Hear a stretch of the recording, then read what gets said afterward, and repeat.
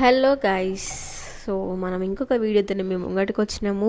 ఇదేంటంటే తస్మత్ జాగ్రత్త అని చెప్తా, ఎందుకంటే ఇట్లాంటి వంట అసలు ఎవరు కూడా ట్రై చేయకండి. దీనివల్ల ఏదైనా పరిణామాలు ఏదైనా ఎదుర్కొంటే మాకు అసలే సంబంధం లేదు. నేను ముందుగానే మీకు వార్నింగ్ ఇచ్చేసిన, ఇలాంటి వంటనైతే అసలు ట్రై చెయ్యొద్దు అని చెప్పడానికి మాత్రమే ఈ వీడియో మీకు చూపిస్తున్నాను.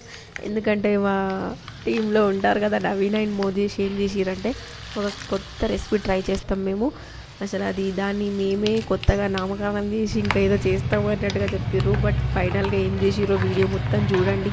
ఇంకా అదేంది, మనం లెమన్ రైస్ కానీ జీరా రైస్ అని చేసినప్పుడు ఎట్లా పోపు చేస్తామో అట్లా అన్నీ వేసి పోపు చేసినారు. సరే పోపు చేసి దాన్ని మంచిగా చేసిరా అని అంటే, నాకు అసలు నేను ఎడిటింగ్ చేస్తుంటే సడన్గా స్మెల్ వచ్చింది. ఏందా అని చూస్తుంటే ఇక్కడికి వచ్చి వంట కాదు కదా, మొత్తం పెంట చేసారు. చూడండి కదా సెట్లో ఎన్నో మొత్తం అంటావో మొత్తం మాడిపోయింది. ఆయిల్ ఎక్కువ వేసినారు, ఇంకా అది మాడిపోయిందని తెలిసి కూడా వీళ్ళు ఇంకా మిగతా ఐటమ్స్ అన్నీ వేస్తారు, ఉప్పు కారం అవన్నీ.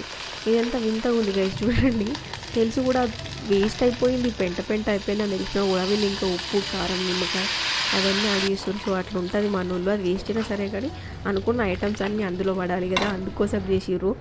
చూడండి ఎంత గలీజ్ చేసినారో, మొత్తం మాడిపోయింది సైజ్. చూడండి అయినా వాళ్ళు యాడ్ చేస్తారంటే ఇక ఎట్లా అనాలి వీళ్ళని. ఇంకా దానికి గోల్డ్ డ్రాప్ ఆయిల్ వాడిరంట. సరే ఆయిల్ వాడేది బాగానే ఉంది. ఇంకేం చేస్తారు, మళ్ళీ సెకండ్ టైం అంతా క్లీన్ చేసి మళ్ళీ పోట్ చేసి మళ్ళీ సేమ్ అట్లనే ప్రాసెస్ చేసిర్రు. సో మొత్తానికి అయితే అటో ఇటో ట్రై చేసి అయితే ఒక కొత్త రెసిపీ ట్రై చేసాం అనుకుంటా, కానీ అది మొత్తం చెత్త రెసిపీ అయిపోయింది. దయచేసి మీరు ఇంట్లో మాత్రం ఇలా ట్రై చేయకండి. దీనివల్ల ఎలాంటి ప్రాబ్లమ్స్ వచ్చినా మమ్మల్ని అనొద్దు. ఇగో మాడిపోయింది తీసి ప్లేట్లో వేసినారు, మళ్ళీ కొత్త రెసిపీ ట్రై చేసిర్రు. ఇంకా వీళ్ళు ఇట్లనే చేస్తుంటారు అని చెప్పేసి నాకు అర్థం కాలేదు. వెళ్ళి చూస్తే ఇంత ఘోరం జరిగిపోయింది గైస్. మీరైతే ఇట్లాంటివి అసలు ట్రై చేయకండి.